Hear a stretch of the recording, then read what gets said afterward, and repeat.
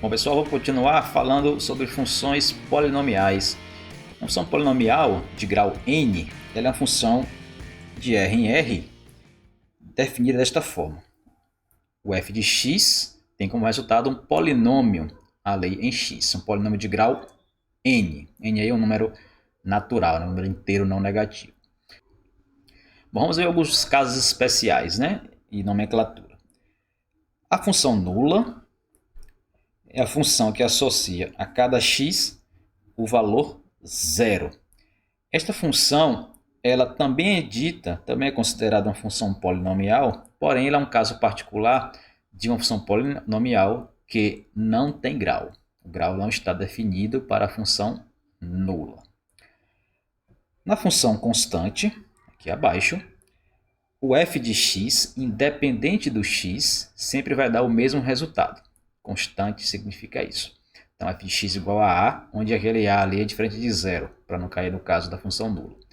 Então, quando você tiver uma função constante desta forma, onde o A ali é diferente de zero, você define o grau dela como um grau zero. Uma função polinomial com grau zero. É a função constante. No caso de hoje, vamos dar ênfase a essas duas funções que vêm aqui abaixo. Uma função do primeiro grau, polinomial do primeiro grau, função polinomial do segundo grau.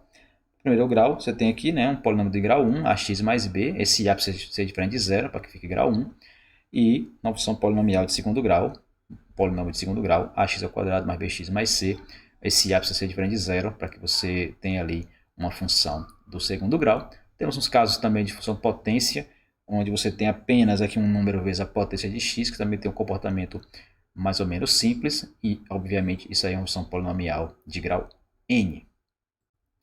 Bom, começando com a função polinomial do primeiro grau, também conhecida como função afim, é importante primeiro a gente perceber onde essa função ela costuma aparecer. Função polinomial do primeiro grau, função afim, sempre vai aparecer em situações que envolvam uma certa proporcionalidade entre as grandezas. Por quê? A função exata que define proporcionalidade é a função que a gente chama de função linear, que seria a função, um caso particular de função afim, quando aquele b ali ele é zero. Fica a função f de x igual a vezes x, só um produto de um número vezes x. Isso que define a proporcionalidade entre as grandezas. Então, como a função afim engloba esse caso, então naturalmente ela está relacionada. Por exemplo, se você quiser entender uma situação mais prática de como essa função aparece, essa proporcionalidade, a gente pode considerar o caso do táxi convencional, sem ser o Uber. E o preço da tarifa que você paga no táxi convencional, ele usa duas variáveis. Vou explicar aqui as duas. Porém, vamos levar em consideração apenas o caso mais simples, que é quando você pega um táxi e se dirige para o seu destino sem qualquer interrupção. Digamos, não tem nenhum carro na rua, o carro foi andando direto, não teve nenhum sinal, não parou em nenhum instante. O preço final dessa corrida só vai depender da distância. Bom, então imaginando essa situação ideal onde nosso táxi não para em nenhum momento, o valor da corrida de um táxi ele tem esse padrão. O valor da corrida é dado por um valor inicial fixo, que é chamado de bandeirada, que é aquele que você entrou no táxi, entrou e desceu, já tem que pagar, mesmo que não tenha andado nada. É o valor de só o taxista ligar o táxi, é a bandeirada. E para cada quilômetro que você se deslocar, a partir dali, existe um valor fixo ali que vai sendo multiplicado pela quantidade de quilômetros que você anda. E este valor fixo aqui eu estou simbolizando pelo A. Então, de modo que, se o x aqui for o número de quilômetros que você se deslocou, o f de x seria o valor da tarifa a ser paga, terá esta expressão. A vezes x, que vai contabilizar ali a quantidade de quilômetros, mais este valor adicional fixo da bandeirada. Outro exemplo aí, onde as funções afins você pode perceber que ela aparece muito. Digamos que você tenha um carro e, e você sabe, fez uma estimativa, etc., que o consumo médio de gasolina dele é de 10 quilômetros por litro. Ou seja, com 1 litro de gasolina ele consegue andar 10 quilômetros. Aí, como você pode estimar a quantidade de gasolina no tanque após percorrer X quilômetros? Ou seja, como é que você pode criar uma função que me diga se eu andar X quilômetros, dentro do tanque vai ter F de X litros. Vou pegar o meu carro aqui como referência, 50 litros. 50 litros é a capacidade máxima do tanque do meu carro. Então, digamos que eu enchi, que é algo que está difícil, encher o tanque de gasolina agora. Mas digamos que eu enchi, tem 50 litros ali. Vamos lá pensar um pouco. Se você andou, para facilitar aqui o entendimento, andou 10 quilômetros nessa situação, seu carro faz 10 quilômetros com 1 litro, isso quer dizer então que você gastou 1 litro de gasolina, ficando aí com 49. Se você andou 20 quilômetros com essa mesma ideia, você gastou ali aproximadamente 2 litros. E aí vai. Se você andou 30 quilômetros, você gastou 3 litros. Ou seja, esse consumo de 10 quilômetros por litro significa dizer que a quantidade de litros que você vai gastar por quilômetro, se você andou X quilômetros, o total de litros vai ser X sobre 10. Dividir por 10, né? São 10 quilômetros, gasta 1 litro, 20 quilômetros gasta 2 litros, 3 quilômetros gasta 3 litros. Então, para estimar quanto vai sobrar, você vai pegar esse 50 inicial e vai subtrair, porque a gasolina só vai diminuindo, né? Então você vai subtrair o tanto que você gastou para andar X quilômetros. Então, por essa análise, para andar X quilômetros, eu gasto 1/10 de X, ou seja, X sobre 10. E aí você tem um outro exemplo, se você quiser organizar com X na frente, mas você tem um outro exemplo aí de uma função afim, né? Menos 1/10 seria aquele A vezes X, mais 50. Aí com essa função você pode pegar, né, usar de diversas formas, né? Por exemplo, digamos que você queira fazer uma viagem Aracaju, Feira de Santana, Bahia. Isso aqui dá aproximadamente 300 quilômetros. Você parte aí com seu tanque cheio, 50 litros, você quer saber se a gente mantiver esse consumo aí médio de 10 e você não para nenhuma vez, com quantos litros você vai chegar lá no seu destino. Então basta você calcular aqui, né, o F de 300, ou seja, o X ali vai ser 300, que é a quantidade de quilômetros que você andou. O F de 300 vai ser, no caso aí, então, menos 1/10 vezes 300, mais 50, menos 1/10 vezes 300, você vai dividir ali 300 por 10, que vai dar 30. Como tem o sinal negativo, fica menos 30 mais 50, menos 30 mais 50, 20. Significa dizer que ao final desse percurso aí de 300 km, você chegou ao seu destino com 20 litros do tanque. Bom, vamos falar um pouco sobre o gráfico, né, da função afim. Vamos considerar aquele exemplo ali da gasolina. Tem ali f de x, a função afim f de x igual a menos x sobre 10, né, menos 1/10 de x, mais 50.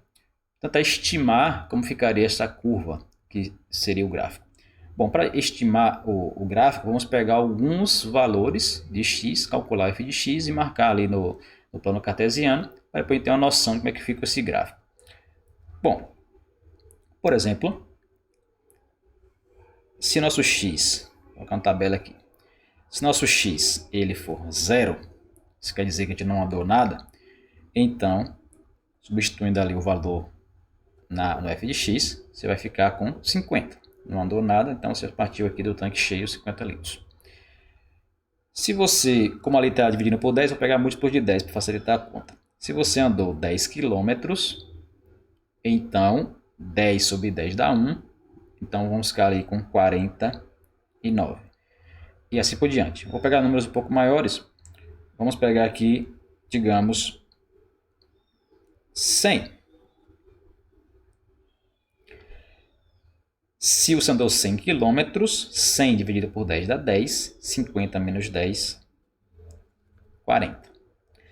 Se você andou 200, 200 sobre 10 dá 20, 50 menos 20, 30. Se você andou 300, 300 dividido por 10 dá 30, 50 menos 30, 20. E aí vai. Percebe que a gente vai poder ficar nessa brincadeirinha aqui até 500, do ponto de vista prático.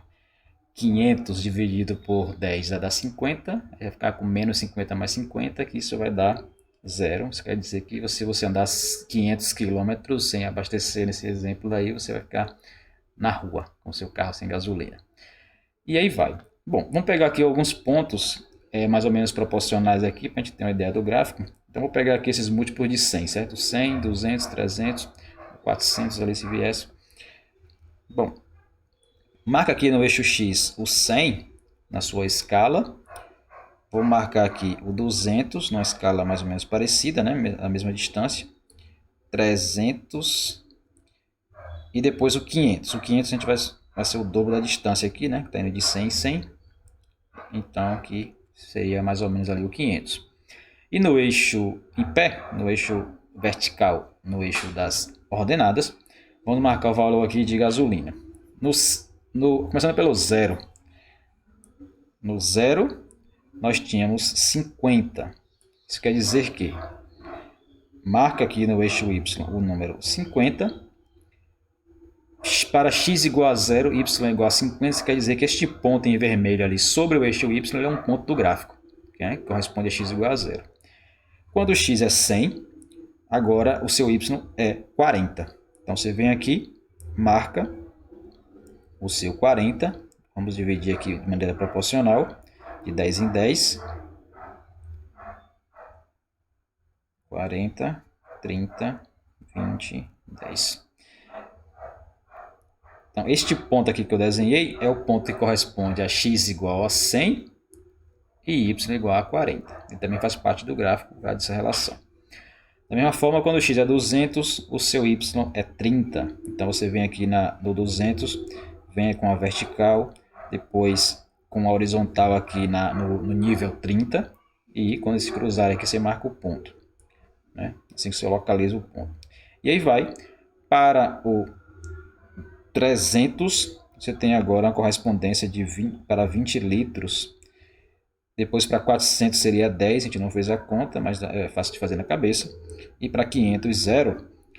Quando você perceber esses pontos aqui colocados e você tentar fazer uma linha ligando eles, você tem uma intuição, não é uma certeza inicialmente, mas você tem no mínimo uma intuição de que este gráfico está aparentemente sendo uma reta, descendo desta forma.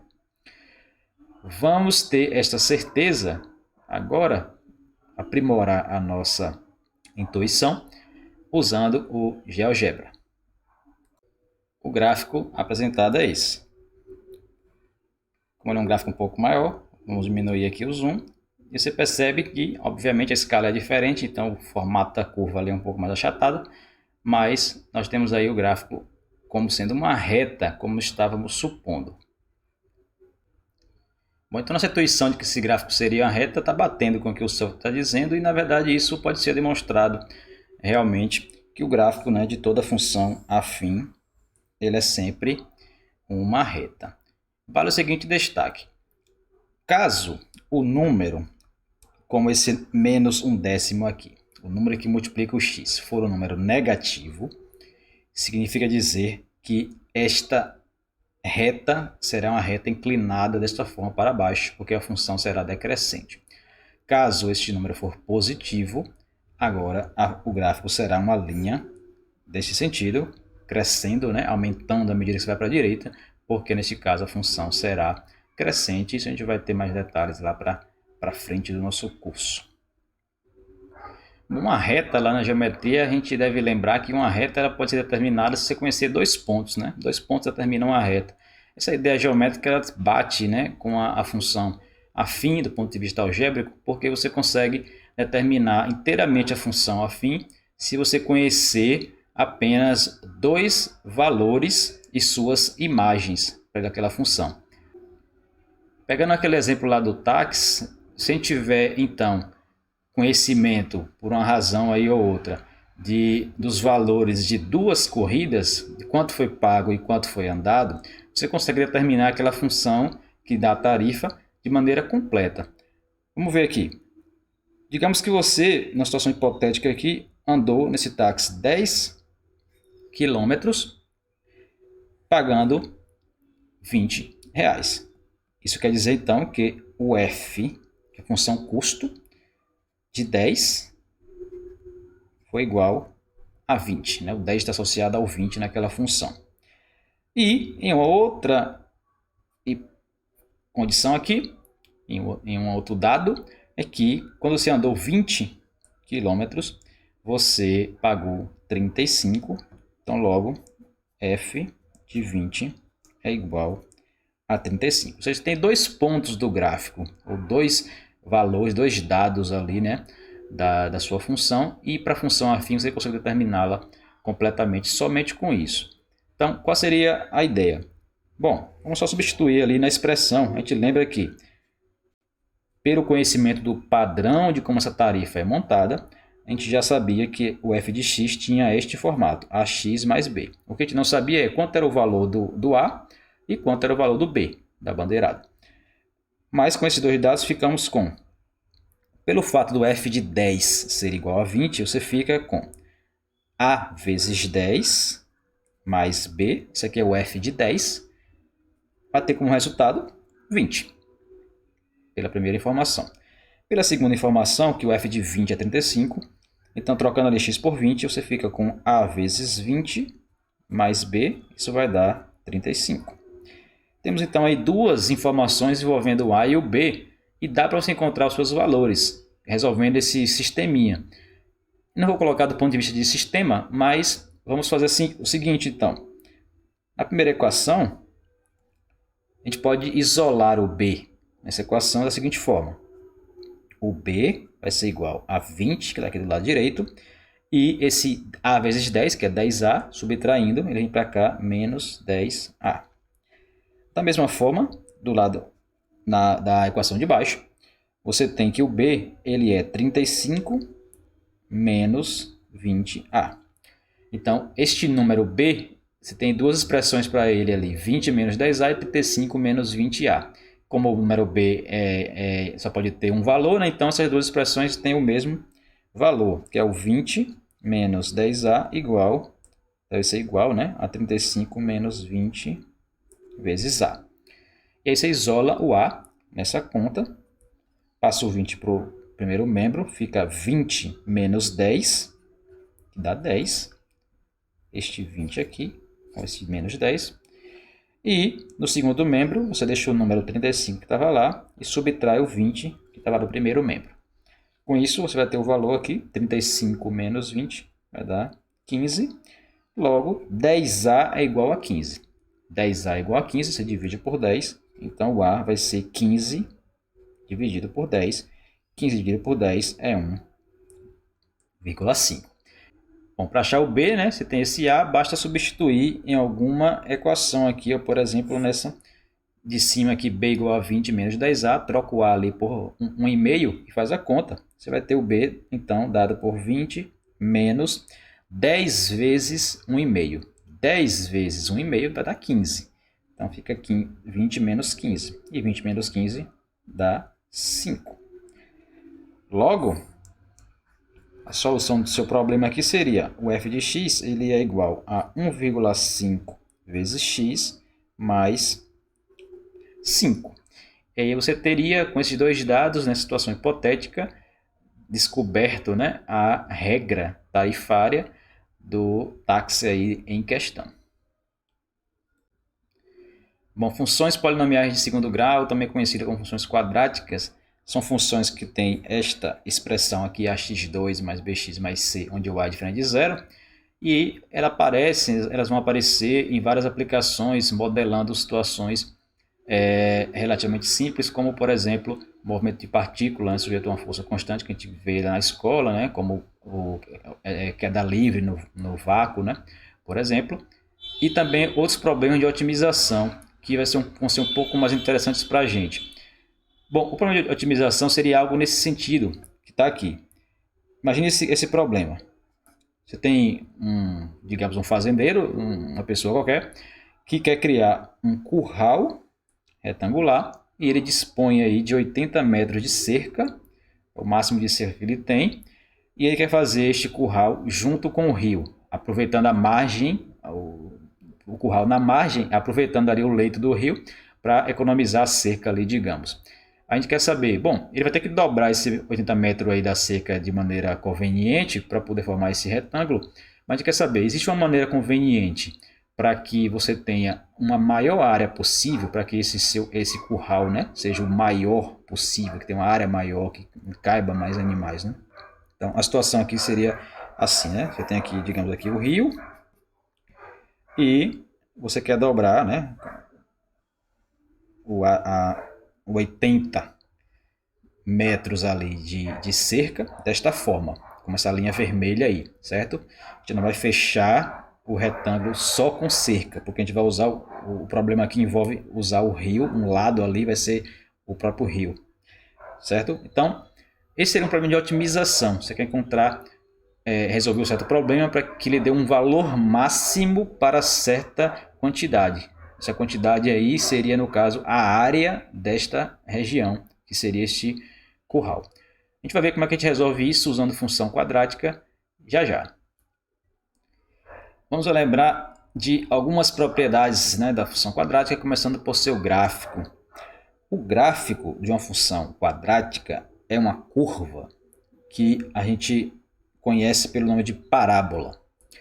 A parábola, na verdade, esta curva chamada parábola, não quer dizer que a definição, né, este nome parábola, venha já do gráfico da função quadrática, não. Parábola é uma curva que é definida desta forma. Você junta todos os pontos que têm a mesma distância, que são equidistantes, a uma reta dada e a um ponto dado. Uma curiosidade aqui apenas, é algo assim. Você tem um ponto que a gente chama de foco, tem uma reta dada que chama de diretriz, e você está buscando todos os pontos do plano que tem uma distância igual, tanto para o ponto F como para a reta R. Então seria, por exemplo, digamos esse ponto aqui em verde, ele tem a mesma distância aqui para a reta e a mesma distância para o F, tem a mesma distância. Mas também não apenas ele, né? São vários pontos aqui, por exemplo, esse ponto aqui, ó, mais ou menos.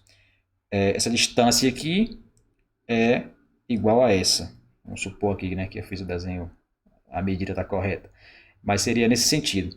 Quando você reunir vários pontos com essa propriedade, você vai ter uma curva mais ou menos assim, né? Esta curva a gente chama de parábola. Então, a gente tem que lembrar isso, que a definição de parábola envolve isso. Inicialmente não tem nada a ver com a função quadrática. Você pega um ponto qualquer da parábola, o que caracteriza este ponto estar na parábola é que a distância dele para este ponto F é a mesma distância do que o ponto para a reta. Lembrando que do ponto para a reta você mede sempre aqui na perpendicular.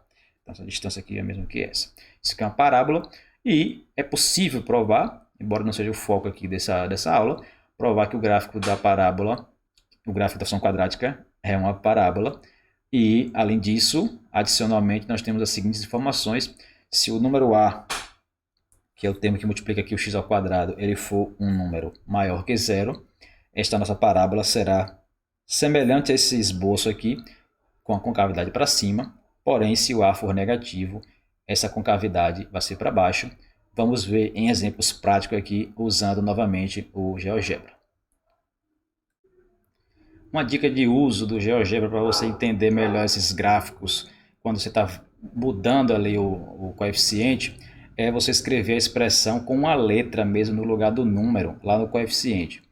Por exemplo, se a gente quer entender como é que fica, qual é a concavidade, como é que ela muda quando a gente muda o sinal do termo A, então você pode colocar sua função assim. Você vem aqui na letra, coloca uma letra qualquer, pode ser o mesmo A, x ao quadrado. Então, temos ax ao quadrado mais quiser colocar números aqui aleatórios, só para ilustrar, vamos colocar, por exemplo, 5x. 5x menos 1. Quando você faz isso, ele lhe dá um gráfico, onde este gráfico, inicialmente, pode perceber ali no canto superior, que ele está colocando o valor a igual a 1.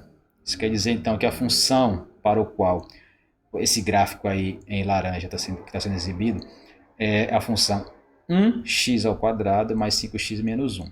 Aí, para você perceber ali o formato do gráfico conforme você varia o a, basta você vir aqui nestes controles que tem aqui, ó, onde você pode variar o a. Então, mudando o número do a, o número a, né, que está ali na sua função, você percebe como esse gráfico pode variar. Então, uma coisa aqui que é fundamental é que, sendo o a positivo, você tem essa concavidade para cima, à medida que você vai diminuindo ele, vai ficando mais reto, digamos assim, até quando chega de zero, o x ao quadrado some, vira 5x menos 1, que a gente viu que o gráfico é uma reta, então você vai ter realmente aqui uma reta, e quando você vai diminuindo para agora valores negativos do a, você vai ter uma parábola para baixo. Bom, outra coisa importante sobre funções quadráticas são as suas raízes. Raiz de uma função são os números, ou os números, caso existam, que você substitui no lugar do x e faz a conta, e essa conta dá zero. Quer dizer, a imagem desse número é zero. No gráfico, significa dizer que o gráfico vai cortar, né, o eixo x exatamente naquele número, que é a raiz. No caso da função quadrática, é uma fórmula conhecida lá desde a escola, que é chamada fórmula de Bhaskara, que vai nos fornecer as raízes. A fórmula é essa daqui, como a gente conhece, né? O x é dado por menos b mais ou menos raiz quadrada de delta sobre 2a, onde delta é b ao quadrado menos 4ac. O a, b e o c são os mesmos aqui, né? Com esse mesmo padrão. E vale aqui a lembrança da importância de que este delta, chamado discriminante, ele tem essa característica de dizer que tipo de raiz você tem na sua função. Se ele for um número maior que zero, você tira a raiz quadrada, vai dar um número maior que zero também. Então, você vai ter duas raízes diferentes. Menos b mais raiz de delta sobre 2a, menos b menos raiz de delta sobre 2a. Porém, se o delta for zero, raiz de zero é zero, então significa dizer que você vai ter...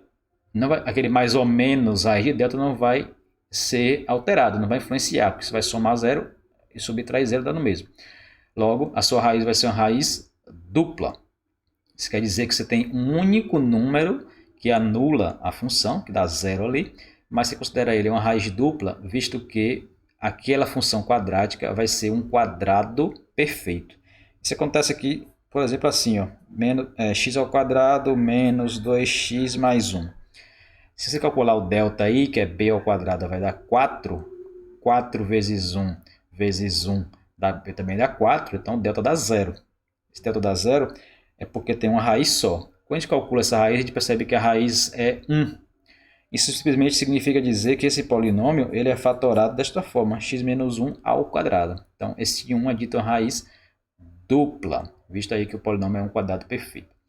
No caso do delta ser negativo, isso quer dizer, então, que aquela raiz ele não vai existir e, consequentemente, a raiz quadrada do delta, né, não vai ser um número real, então as raízes do seu polinômio serão números complexos, que é o caso que a gente não está tratando neste vídeo. Fica aí o convite para o final pós-créditos do vídeo de hoje. A gente vai fazer a demonstração da fórmula de Bhaskara, mas isso vai ser um extra do vídeo. Bom, as parábolas possuem, né, uns elementos importantes que nos ajudam aqui a resolver certos problemas. Primeiro, o formato dela, a questão geométrica da parábola, nos garante a existência de um eixo, de uma reta, que é chamada de um eixo de simetria. Que reta é essa?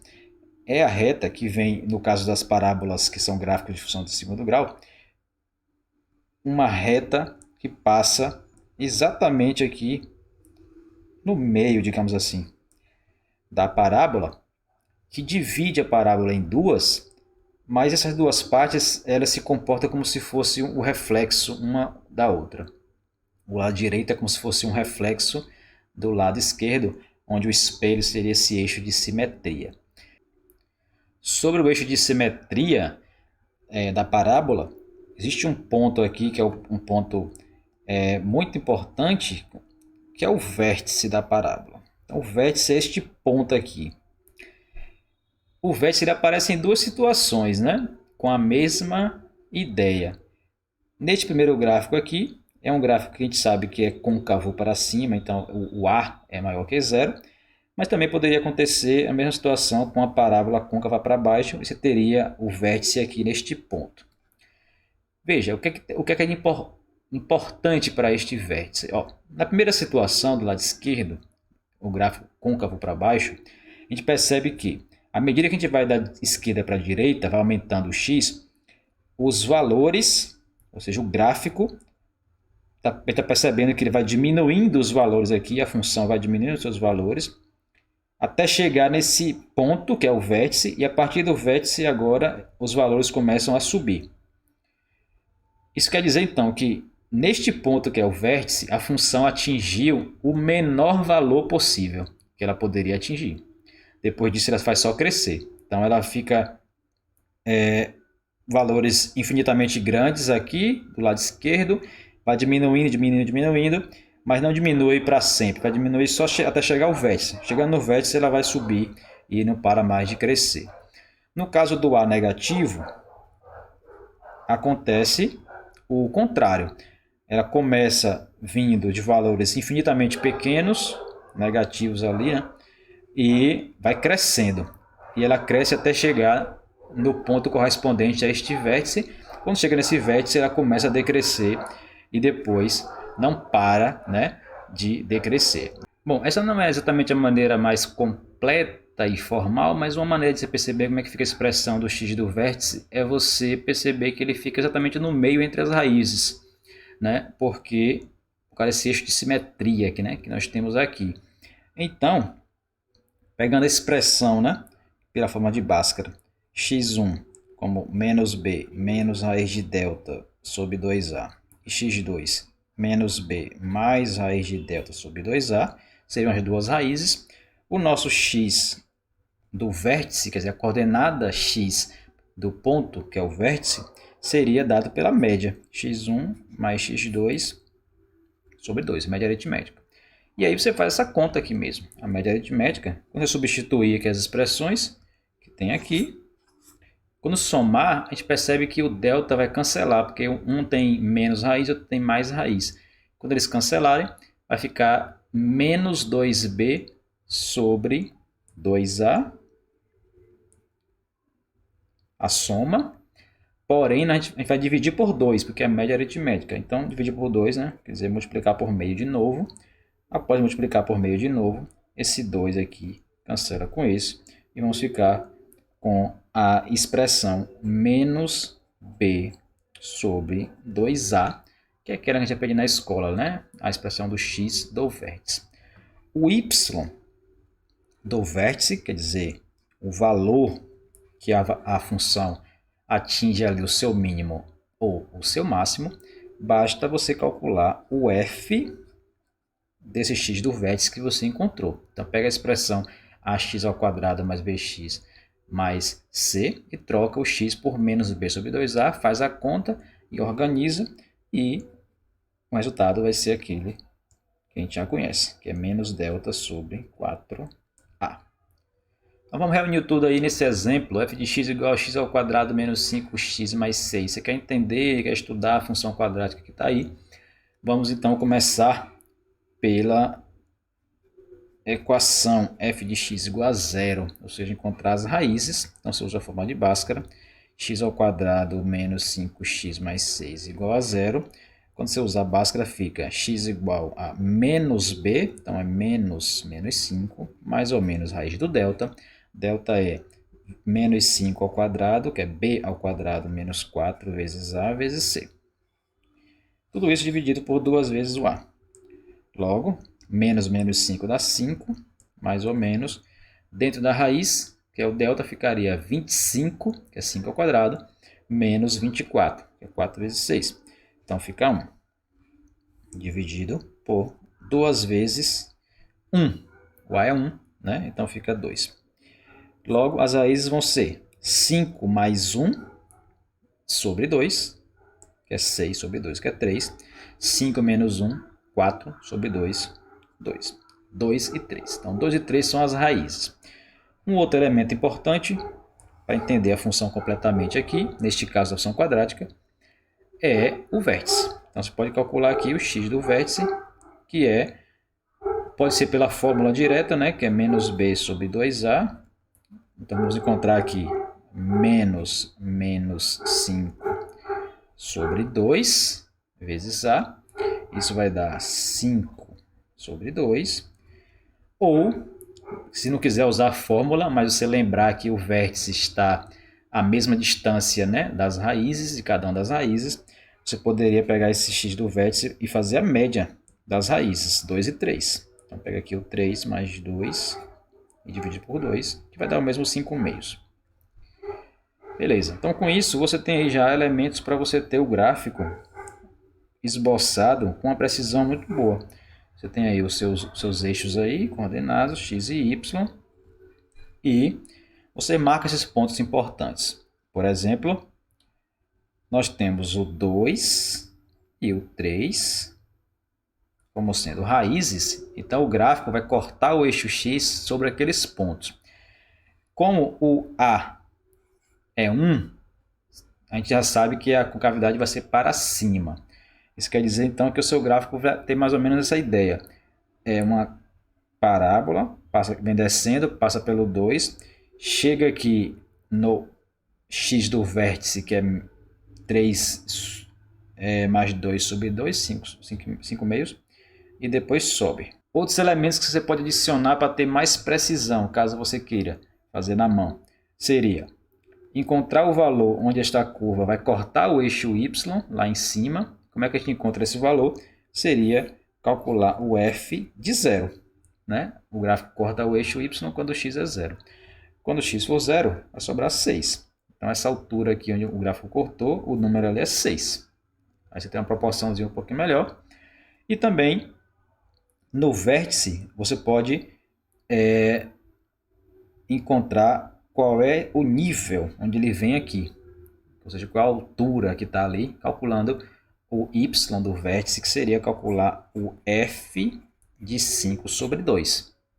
Você pode fazer isso também, só que claro, né, como tem a conta com fração aqui, né, é uma continha meio chata, né, então você pode também não querer fazer, né, mas seria uma maneira de você decidir se seu gráfico ele vai vir descendo bem mais que isso ou não, mais esticadinho assim para baixo ou não. Né? Isso você perceberia calculando o y do vértice. Então esse é o gráfico feito na mão, com as ideias, com os elementos e tal. Esse seria o gráfico aí usando o GeoGebra, né? Aquela parábola, dá um zoom aqui, o 2 e o 3 são números próximos. Então você encontra ali perfeitamente, né, o vértice ali para x igual a 2,5 e qual altura ele vai estar, além também de você olhar aqui o 6, que é o ponto onde o gráfico corta ali no eixo y. Bom, então vamos usar aí as coisas que vimos até agora para resolver aquele problema do curral. Lembrando que você tem aqui um rio e quer construir um curral com um arame de 80 metros, uma cerca, né, de 80 metros, dobrando essa cerca neste formato, passando aqui essas 3 retas, né, para você ter um curral retangular, usando ali o leito do rio como sendo um dos lados, né, para economizar aí a sua cerca. Só que você quer fazer isso de maneira inteligente, de modo que você tenha no seu curral a maior área possível. Né? Você tem um curral da forma maior possível. Então, vamos juntar aqui as informações. Bom, o curral é retangular. Se ele é retangular, isso quer dizer que, se por acaso esse lado aqui do curral mede, digamos, x, o lado oposto aqui também vai medir o mesmo x. Além disso, se aqui mede y, o lado correspondente aqui, né, no rio também vai medir y. Com isso, quanto fica a área, com essa notação, com essas variáveis, quanto fica a área do curral, que é o que você quer encontrar o maior valor possível, a área. Então, a área de um retângulo, né, é aquela formulazinha lá da escola, base vezes altura, né? Nesse caso aí, x vezes y. Isso aqui é uma função, a área vai ser uma função de duas variáveis, do x e do y. Você muda o x, muda a área, muda o y, muda a área. Então, a gente está longe aí de conseguir mexer sem mais informações.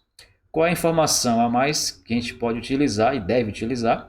É o fato que o total aqui da cerca em vermelho deve ser 80, que é o máximo de cerca que você tem.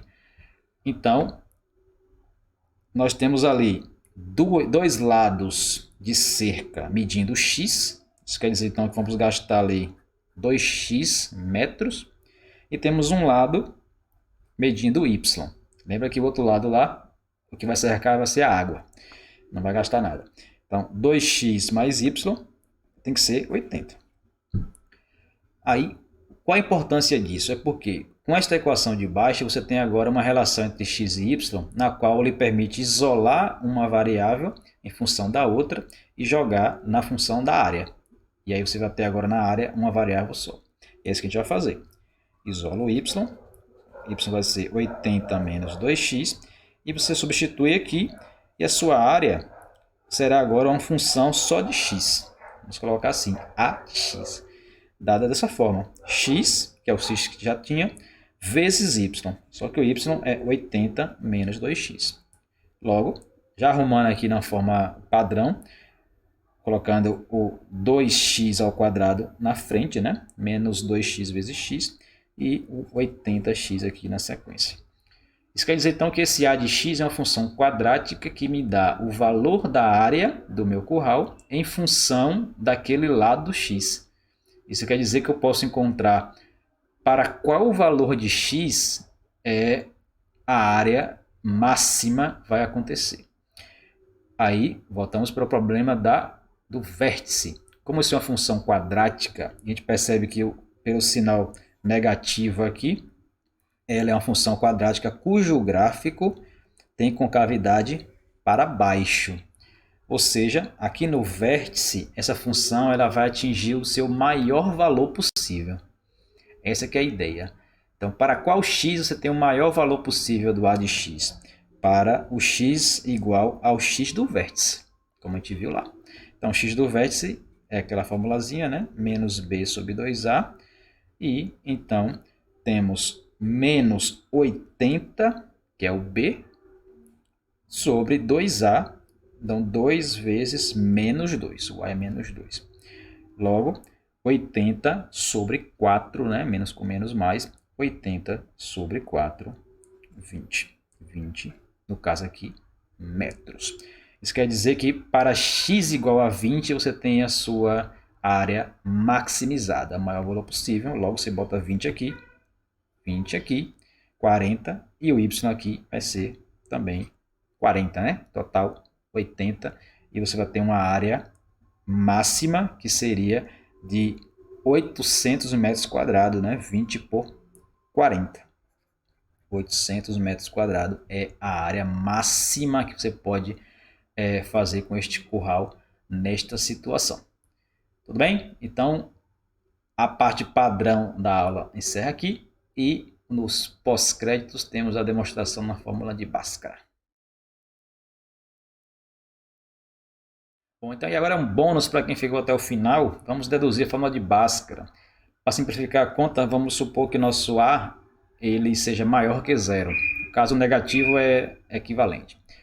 Primeiro passo, vamos colocar esse A em evidência para poder simplificar aqui a nossa vida, escrevendo então aquela equação desta forma. C sobre A igual a zero. Como o A não pode ser zero na função quadrática, esta equação aí de cima é equivalente a somente a parte de dentro do parêntese, né? C igual a zero. Feito isso, vamos agora tentar fatorar. O caminho é como se você estivesse querendo fatorar esse polinômio de grau 2. Bom, para fatorar aqui, a gente lembra que a ideia é temos um x ao quadrado, então uma da parcela que vai ficar no parênteses aqui seria o x, e o b sobre a multiplicando o x, nós vamos colocar aqui somando ele, mais, só que a metade, b sobre 2a, a metade, né, porque no desenvolvimento desse quadrado vai ficar duas vezes, né, o x vezes aquilo, então precisa cancelar o 2 com esse 2 de novo que vai aparecer.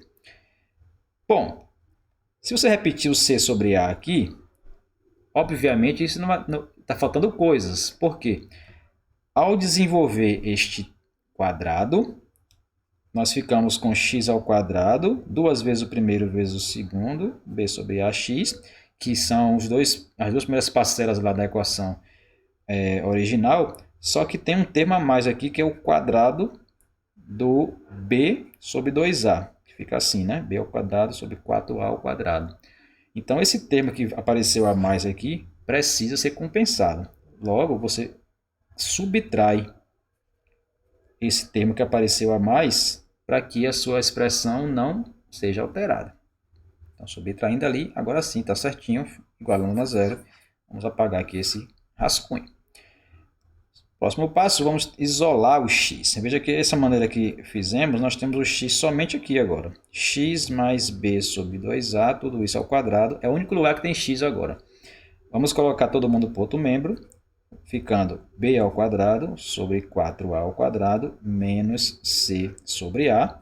E esse segundo membro, já para adiantar, você pode tirar o MMC, 4a ao quadrado, ficando b ao quadrado menos 4a ao quadrado dividido por a dá 4a. 4a vezes c fica 4ac. b ao quadrado menos 4ac. Parece algo que a gente conhece? Sim, né? Ali é a própria expressão do delta. Bom, seguindo aqui você tem x mais b sobre 2a, tudo isso ao quadrado, é igual a esse número. Isso quer dizer, então, que você vai tirar a raiz dos dois lados, mas lembrando que a condição de existência, né, é que o termo aí seja maior que zero, que é o nosso delta ali, né, ser maior que zero, que seria esse numerador aqui do lado direito. Então, você fica com x mais b sobre 2a. Ele tem duas possibilidades. Ou ele fica igual à raiz do que está aqui desse lado, a raiz positiva, ou menos. Quando você passa a pegar aqui x ao quadrado igual a 4, por exemplo, tem duas possibilidades. O x ele pode ser 2 ou menos 2, né? Tem duas possibilidades. Então aqui é a mesma coisa. Por fim, aqui já estamos no fim mesmo, é só você isolar o x e organizar a sua equação, ficando então com x igual a menos b sobre 2a, que é o que vem dessa parcela, jogando ela para o segundo membro, mais ou menos aquela raiz. Aquela raiz nós vamos separar da seguinte forma: a raiz do numerador